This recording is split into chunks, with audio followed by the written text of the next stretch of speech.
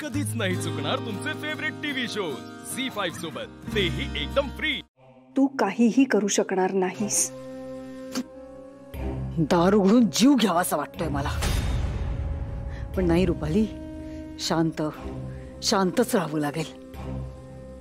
अद्वैत असू शकतो बाहेर, या त्रिनयनेच्या लेकींचा डाव असेल हा, अद्वैत समोर मला बोलायला लावण्याचा। शांत राहावं लागेल, शांत।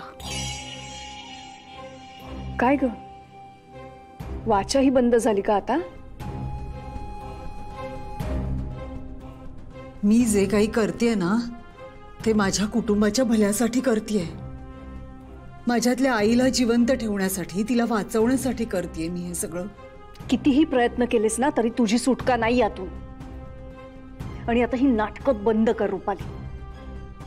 एक दिवस स्वतःला असंच कायमचं कोंडून घ्यावं लागेल, कारण कुठेही तोंड लपवायला ही जागा उरणार नाही।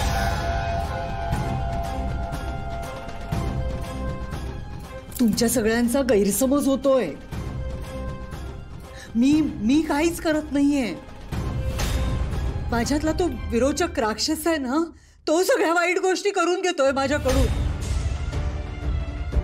पण मला खात्री आहे की माझा आदी मला त्या राक्षसाच्या तावडीतून सोडवेल, वाचवेल मला, आणि मग मी आदीची आई म्हणून जगू शकेन शांतपणे।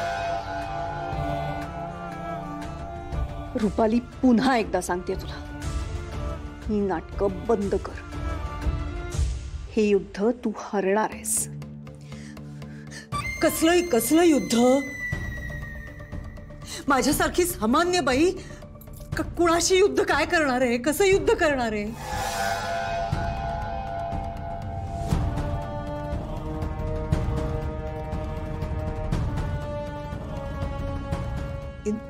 इंद्राणी मॅडम,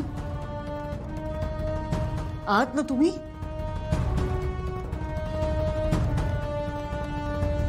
इंद्राणी मॅडम,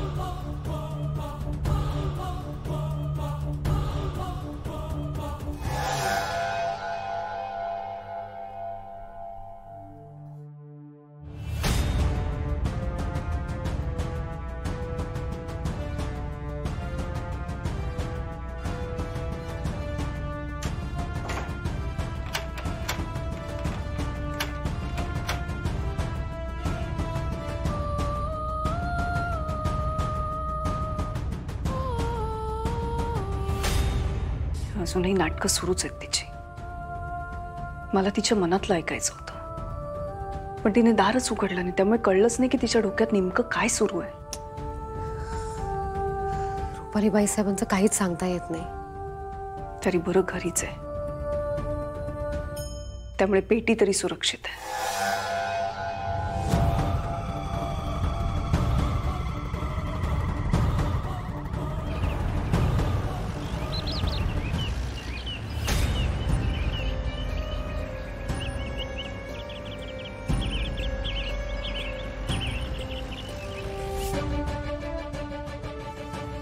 तू थांब इथेच।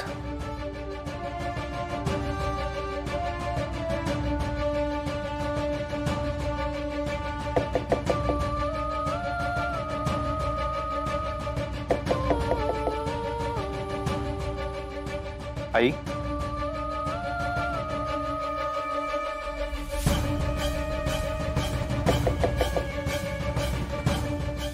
दार का उघडत नाही?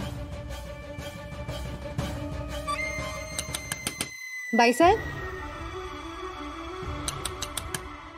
दार उघडा। बाईसाहेब, तुमच्यासाठी जेवण आणलंय।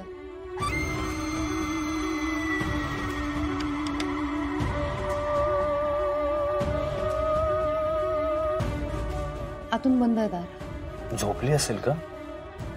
ती म्हणाली होती दार बंदच ठेवेन आतून आणि आतच थांबेन म्हणून.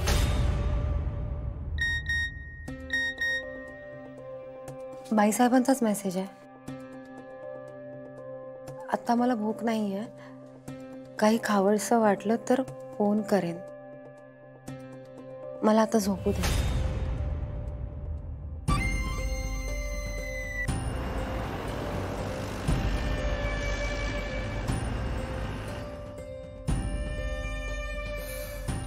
म्हणालो होतो ना झोपली असेल.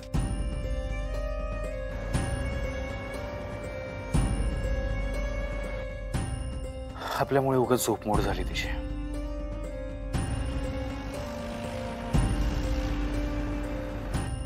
चल द्या.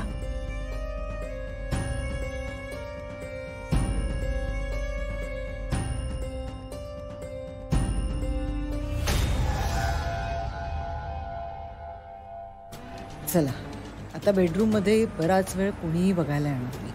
आता मेसेजवर बराच वेळ दवडता येऊ शकतो.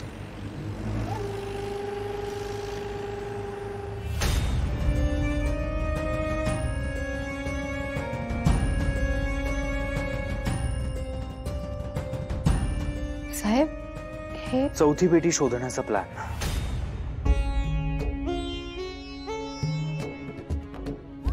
पण त्याआधी मला नेत्र सांग की तुझं आबांशी काही बोलणं झालंय का? मंदिरातली मूर्ती हलवून तिच्या खालची पेटी शोधण्याबद्दल. मी म्हणाले ना साहेब तुम्हाला, ती मूर्ती वर्षानुवर्ष एकाच ठिकाणी आहे. देवळाचं बांधकाम मूर्तीच्या आजूबाजूने झालंय, त्यामुळे मूर्ती हलवणं तर शक्यच नाहीये.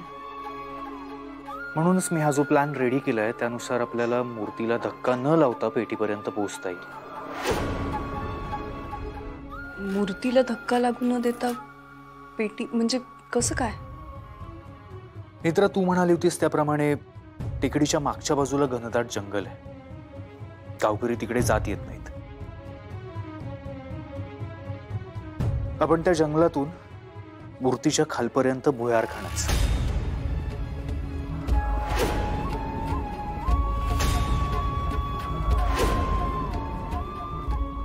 भुयार खाण्याचं? हो नेत्रा, सध्या हा एकच मार्ग आहे. पण हे काम वेळखाऊ आहे. हो, पण सध्या हा एकच सेफ मार्ग आहे आपल्याकडे. त्या जागेचा जिओलॉजिकल सर्वे आहे माझ्याकडे. आपण करू शकतो हे काम. पण हे सगळं करताना जर एखाद्या गावकऱ्याने आपल्याला जर बघितलं तर अख्ख्या गावाला कळेल. हो, पण माझ्याकडे एक सोल्युशन आहे त्यावर. आपण ज्या ठिकाणी भुयार खाण्याला सुरू करू त्या ठिकाणी आपण एक टेम्पररी स्ट्रक्चर उभं करू, जेणेकरून आपण गावकऱ्यांना भासवू शकू आणि आत काही विश्वासू माणसं बरोबर घेऊन आपण आपलं काम गुपचूप सुरू करू शकतो. पण प्रत्येक पाऊल नीट विचार करून उचलावं लागेल. सध्या ऑन पेपर तरी मला हा प्लॅन अचिवेबल वाटतोय. झी5 ॲप डाउनलोड करा आणि पहा सर्व एपिसोड्स एकदम फ्री.